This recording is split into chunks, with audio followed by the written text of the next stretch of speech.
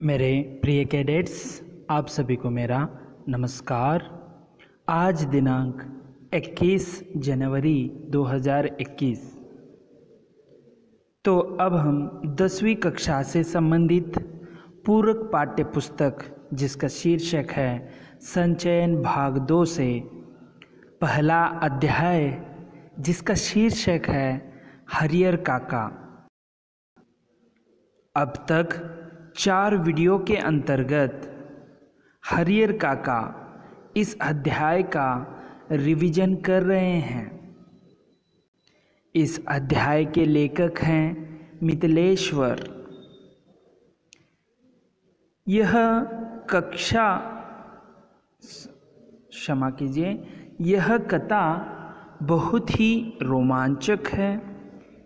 इस कथा के अंतर्गत हरियर काका नामक व्यक्ति की चरित्र चित्रण को दर्शाया गया है। इस कथा में मिथिलेश्वर बहुत ही सुंदरता से चरित्र चित्रण का वर्णन किया है। तो चलिए अब इस कथा का विवरण करेंगे।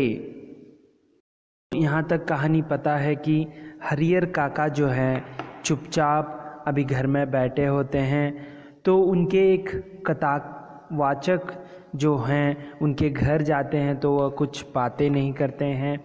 उनका उम्र जो है वह ढलता जा रहा है। तब वह इसलिए उससे प्यार करते हैं कि वह पहले उनको खेल कूद करवाया है और जब सियाने हो गए तो उनसे दोस्ती की थी पहली बार।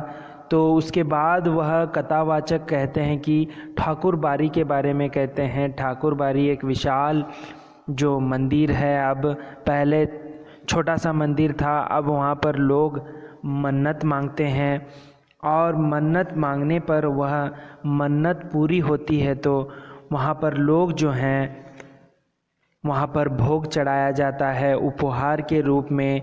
जो अमीर लोग हैं वह छोटा सा हिस्सा जो है खेत का वह दान में दे देते हैं।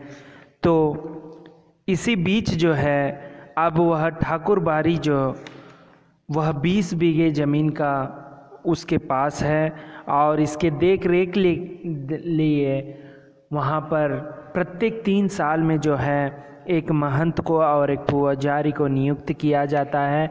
ठाकुर बाड़ी जो यह बड़ा देवस्थान जो है वह इस प्रकार प्रसिद्ध हो गया है कि वहाँ पर कोई भी जो कार्य हो या उसे भोग चढ़ाया जाता था। इसी बीच हरियर काका जो है वहाँ पर जाना छोड़ दिया है और हरियर काका के 4 भाई हैं, उसमें 3 भाई जो हैं, चारों भाइयों की शादी हो गई है और हरियर काका की कोई संतान या औलाद नहीं है। उनकी 2 पत्नियां होते हुए भी वह भी स्वर्ग सिधार गई हैं और इसी बीच जो है उनको बच्चे नहीं हैं, निसंतान हैं। और इसी बीच जो 3 पत्नियों के भाई, जो 3 पत्नियों के पति जो हैं, उनके भाई हरियर काका को अच्छे से देखरेख करने के लिए कहते हैं, लेकिन पत्नियां जो हैं भाइयों की, हरियर काका के भाइयों की, वह थोड़े दिन तक देखकर बाद में छोड़ देते हैं। तो हरियर काका की जब तबीयत खराब होती है तो वह स्वयं जो है मुसीबत को आन लेना होता है, क्योंकि उनका जो है एक लोटा पानी भी ला कर नहीं देती हैं जो उनके भाइयों की पत्नी।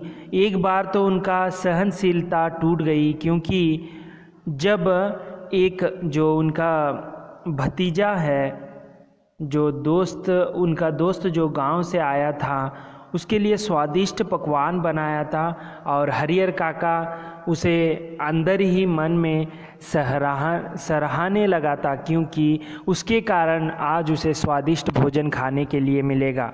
लेकिन ऐसा नहीं हुआ, उसे कोई भी पूछा नहीं और वह खाना जो है सभी खा चुके और यह जो है दुख होकर स्वयं वह जाने लगा। तो तब उसकी छोटे भाई की पत्नी आकर उसे जो है चावल, भात, मट्टा और अचार देती है तो जो हरियर काका है बहुत ही गुस्सा हो जाते हैं और वे गुस्से से उसे कहते हैं कि यहाँ पर मैं मुफ्त में नहीं खिलाती हो, अपने मन से यह बात निकाल दो कि मैं भी, मेरा जो पूरा खेत का हिस्से का जो पैदावार है इसी घर में आता है, इसमें तो मैं 2-4 नौकरों को रख लूँगा। तो इसी बीच जो है तो वह ऐसे कहते हुए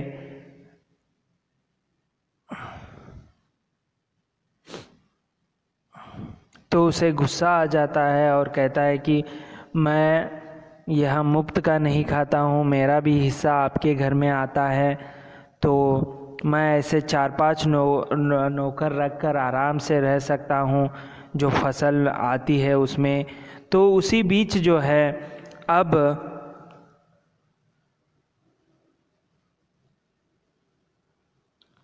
अभी देखेंगे क्या होता है। तो यहाँ पर अभी कभी नहीं, मैं अनाथ और बेसहारा नहीं हूँ, मेरे धन पर तो तुम सब मौज कर रही हो, लेकिन अब मैं तुम सबों को बताऊंगा। देखिए यहाँ तक हुआ था, क्या करेगा हरियर काका, वह गुस्सा हो गया है, सभी पर चिल्ला रहा है क्योंकि उसे स्वादिष्ट खाना नहीं मिला, तो उसे देख रेख जो है अच्छे से नहीं कर रहे हैं। आगे क्या होता है देखेंगे अभी।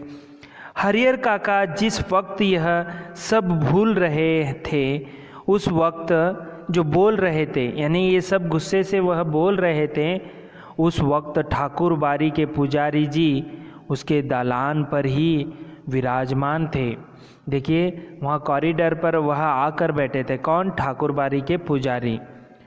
वार्षिक हुमाद यानी हवन में प्रयुक्त होने वाली सामग्री, जो हवन यानी यज्ञ आदि करते हैं तो उसमें लगने वाले सामग्री को वह लेने के लिए वह घी और शकील लेने आए थे।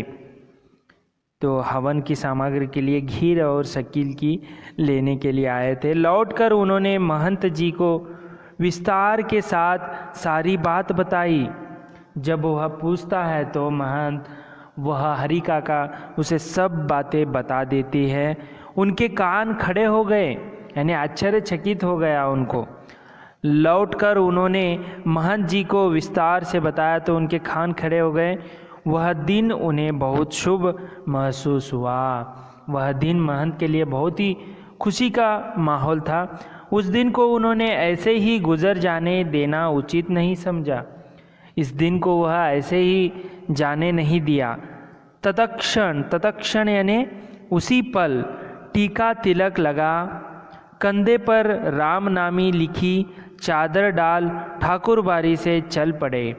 उसी समय जो है वह ठाकुर बाड़ी से यानी देवस्थान से राम नामी लिखी और चादर जो लिखी डालकर, राम नाम का जो जप वाला जो चादर है वह लिखा हुआ कंधे पर डालकर और ठाकुर बाड़ी से चल पड़े।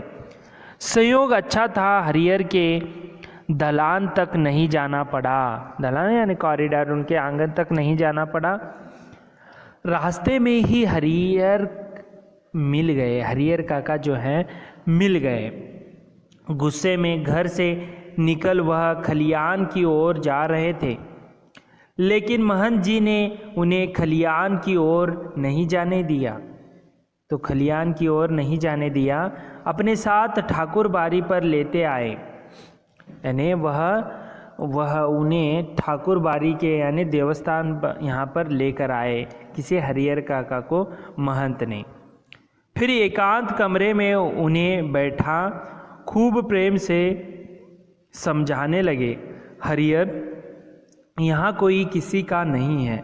देखिए उसे अभी मन को जो है बहलाने लगे हैं। हाँ, जो वहाँ के महंत जो हैं, पुजारी जो 3 साल के लिए हर 3 साल में नियुक्त होते हैं, सब माया का बंधन है। यह सब जो है संसार, ये माया का बंधन है। तो तू तो धार्मिक प्रवृत्ति का आदमी है, ने उसमें झुकने वाला, झुकाव, उसमें धार्मिक झुकाव है तेरे में, आदमी है तू। मैं समझ नहीं पा रहा हूँ कि तुम इस बंधन में कैसे फंस गए। तुम तो धार्मिक जो मानने वाले, ऐसे संसारिक में कैसे फंस गए तुम। ईश्वर में भक्ति लगाओ, ईश्वर को आप जो है स्मरण करो, भक्ति करो, उसके सिवाय कोई तुम्हारा अपना नहीं।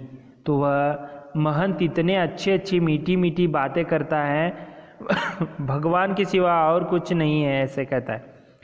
पत्नी, बेटे, भाई, बंधु सब स्वार्थ के साथी हैं। स्वार्थ यानी वो अपना ही सोचते हैं, दूसरों के बारे में नहीं सोचते हैं, स्वार्थी हैं।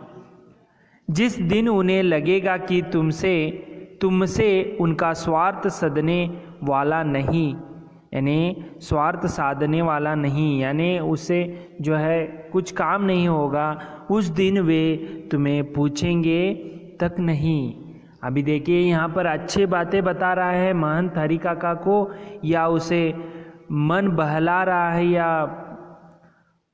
जो उसे अपनी ओर खींच रहा है, यह अभी समझना है। तुम्हारे हिस्से में 15 बीघे खेत हैं। तुम्हारे हिस्से में जो 15 बीघे खेत के हिस्से हैं, उसी के चलते तुम्हारे भाई के परिवार तुम्हें पकड़े हुए हैं। देखिए उसका मन जो है भटकाने का काम जो है महंत कर रहा है। वो कह रहा है कि तुम्हारे इस जो ज़मीन जायदाद के वजह से तुम्हारे भाई परिवार तुम्हें अपने घर में रखे हुए हैं। तुम एक दिन कहकर देख लो कि अपना खेत उन्हें न देकर दूसरों को लिख दोगे तो वह तुमसे बोलना बंद कर देंगे। देखिए एक तो भाइयों जो हैं मिलकर हैं, संयुक्त परिवार है। महंत एक तो उसे मन को परिवर्तन करना चाह रहा है और उनमें जो है फूट लाना चाह रहा है, और तो वह कहता है कि खेत वह अपने फ़ायदे के लिए आपको रखे हुए हैं, खून का रिश्ता खत्म हो जाएगा। ऐसे करने की बात भी कहते हैं, एक उनको सुझाव देते हैं। तुम्हारे भले के लिए मैं बहुत दिनों से सोच रहा था, तुम्हारे भले के लिए, अच्छाई के लिए मैं बहुत दिनों से सोच रहा था। आज मैं कह देता हूँ, तुम अपने हिस्से का खेत ठाकुर जी के नाम पर लिख दो। सीधे बैकुंठ को प्राप्त करोगे। तीनों लोक में तुम्हारी कीर्ति जगमगा उठेगी। देखिए तुम्हारी जो कीर्ति है वह जगमगा उठेगी, यानी जो है जगमगा यानी आपकी प्रसिद्धि हो जाएगी। कीर्ति जो है कि इसलिए जो ठाकुर बाड़ी के लिए 30 बीघा जो ज़मीन है, 15 बीघा ज़मीन उसने दान कर दिया। ऐसे जब तक चांद सूरज रहेंगे तब तक लोग तुम्हें याद करेंगे। जब तक सूरज चांद रहेगा तब तक जो है लोग तुम्हें याद करते रहेंगे। ठाकुर जी के नाम पर ज़मीन लिख देना तुम्हारे जीवन का महादान होगा। साधु संत तुम्हारे पाँव पकारेंगे यानी पकड़ेंगे, यानी तुम्हारा जय जयकार करेंगे। सभी तुम्हारा यशोगान करेंगे। यशोगान देखिए ज़मीन जो है तुमने दे दी है, ऐसे महान जो है दानशूर कहलाएंगे। तुम्हारा यह जीवन सार्थक हो जाएगा। अपनी शेष जिंदगी तुम इसी ठाकुर बाड़ी में गुजारना। देखिए ठाकुर बाड़ी में रहने की सलाह दे रहे हैं। तुम्हें किसी चीज़ की कमी नहीं होगी। एक मांगोगे तो 4 हाजिर की जाएंगी। हम तुम्हें सिर आंखों पर उठाकर रखेंगे। ठाकुर जी के साथ साथ तुम्हारी आरती भी लगाएंगे। देखिए आपने दानशूर हैं इसीलिए आपकी भी आरती लगी जाएगी। भाई का परिवार तुम्हारे लिए कुछ नहीं करेगा। देखिए भाई का परिवार आपसे कुछ नहीं करेगा, तो वह उसे बहला रहा है, उसका मन परिवर्तन कर रहा है। पता नहीं पूर्व जन्म में तुमने कौन सा पाप किया था कि तुम्हारी दोनों पत्नियां अकाल मृत्यु को प्राप्त हुई। देखिए आपकी पत्नियों ने आपने क्या पाप किया था हरिहर काका, जो तुम्हारे अकाल मृत्यु हो गई आपकी पत्नियों की। तुमने औलाद का मुंह तक नहीं देखा। अपना यह जन्म तुम अकारत का अर्थ होता है बेकार। ईश्वर को एक भर दोगे तो 10 भर पाओगे, यानी ईश्वर को जो है दान दे दोगे तो 10 भर पाओगे, यानी ज़्यादा पाओगे। मैं अपने लिए तो तुमसे मांग नहीं रहा हूँ, तुम्हारा यह लोक और परलोक दोनों बन जाएंगे। इससे आपका जो लोक और परलोक है दोनों बन जाएंगे। इसकी राह में तुम्हें बता रहा हूँ, इसकी राह मैं बता रहा हूँ, यानी इसकी राह जो है तुम्हें मैं यहाँ पर बता रहा हूँ।